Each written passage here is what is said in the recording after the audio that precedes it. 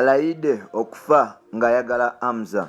Nkwagala nnyo walayi, gwe nannyini mutima gwange, gwe atambuliramu obulamu bwange, gwe ssanyu lyange, gwe buli kirungi kyonna kye nnina mu nsi. Ayi taata Dokita, genda mu maaso n'okuba nti onjagala, nange ndikwagala paka olubeerera. Nze bwe ndaba ensi yonna ngirabamu ggwe, era nga nkwagala nnyo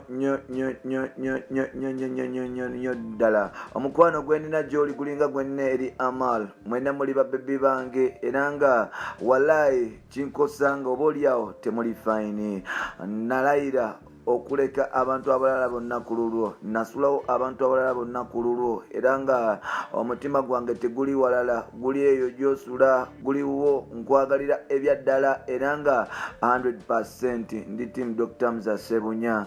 Guno omukwano gwe wagenda mu maaso n'okuba nti ondaga naye sigufunangako walala, era nga nzenna nawunga, nasoberwa, natabuka ku lw'omukwano gwo. You make me loco, era nga you make me loco, and at the same time you make me go international because of your international love. You're the best thing I've ever get, and you're the best you are the best thing I've ever seen in my life. You got a place. I really love you. I really need you. I really want to be with you for the rest of my life. I love you, my baby. Ani abyogera bamuyita Rema Namakula alajanye nagamba nti yes, nkwagala n'obulamu bwange bwonna, era nga buli kyange nkirabamu gwe. Tukwaniriza ku mukutu gwaffe y'omuganzi okumanyikiddwa nga Uganda Mukamuli amanya n'eddoboozi wa Mutantambi Jimsori Kiboya Maxudi Junior. Webula kuba nti otambula naffe, webula kuba nti osubscribinga, kuba nti otwagala, webula kuba nti otuusaamu ekitiibwa n'okusigala ng'obeerawo mpola mpola. Awo nno tukatwala omukisa guno kukwebaza n'okuba nti tukusaamu ekitiibwa, n'okuba nti oba oliawo gwe mupya eyakajja, ngenda kusaba wegatte ku family nene ng'osubscribinga.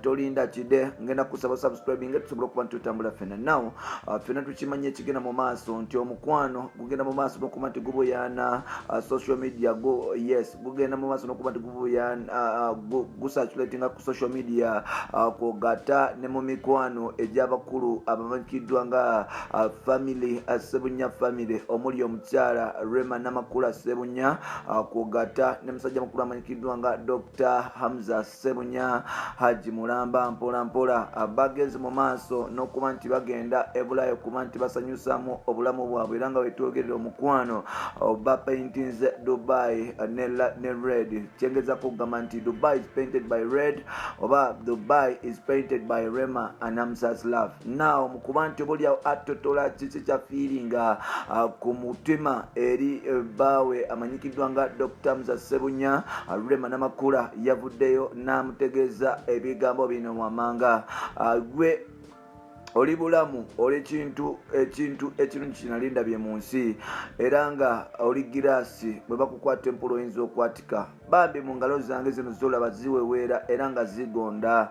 Nkusaba tozivangamu, nkusaba buli kimu ekyanga okitwale, buli kimu ekiri ku mubiri gwange n'ebimu ku bintu byange byosinga okuba nti omanya. Njagala tubeere babiri, tukole babiri, twezimbe nga tuli babiri, oba oliawo tutuuke ne mu nsi ensuubise nga tuli babiri.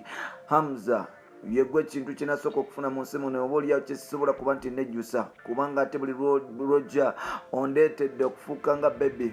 Wali nali nakaddiwa nga bankalabula zenna ninga lupanka, naye ng'ate ennaku zino ngenda mu maaso n'okuba nti funa omukwano omutuufu, era nga buli lunaku nzirayo obuto.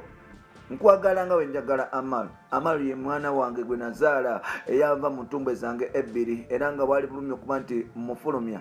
Nkwagala nnyo nga bwenjagala omwana oyo. Kirinnuma nnyo bwolikira ku makya novaayo n'otambula nga bakusigudde, naye ng'ate kyemmanyi naawe walayira okubeera owange. Nze nkwagalira ddala Haji, era nga kuva ku ntobo y'omutima gwange ndayira okubeera naawe ebbanga lyonna.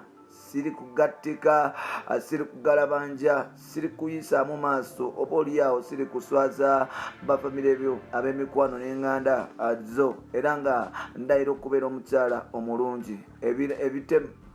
obweyamo buno Rema abukolera Dubai nga balina Dr. Hamza Sebunya mpola obwebula kuba ntotambula naffe omukutu guli gumu gwayagana mu Kamoli ngenda kusaba subscribing bampita tambi jimusoka tukume mu episode eddako mpola bye bye.